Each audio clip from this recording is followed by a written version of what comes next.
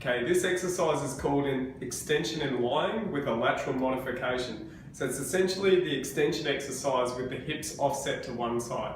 Now this exercise is mostly needed for people with back pain. It's usually asymmetrical back pain, so one-sided back pain or much more strongly one-sided back pain.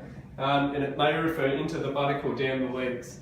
The other finding usually for people that require this exercise is usually in terms of range of movement, they'll have a stiffer side glide in the direction they need to go compared to the other direction, which will usually be much looser. So with this exercise, usually people that need this exercise will have either only got partial improvement with straight extension or actually worsened with extension. So how to perform the exercise? You lie on your front. Usually the easiest way to find the crooked position is start on your elbows, shift your hips across, and it's usually away from the painful side, although not always. And with your hips left off center, hands are about shoulder height, pushing your upper body up.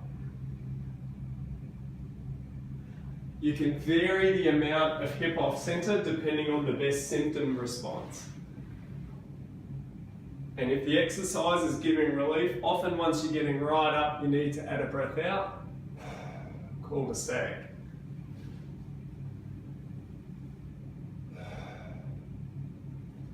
So usually when this exercise is performed, it's 10 to 12 repetitions, but it's always individualized. Some people will require 20 repetitions in a row to get full relief.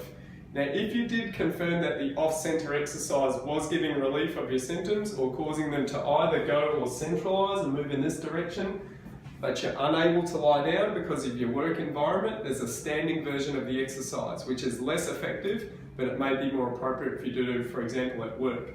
So to do this, if we were shifting our hips to the left, more commonly for a right-sided problem, lean your forearms on a wall, and again, it's hips to the side, away from the painful side most commonly, but not always, and in.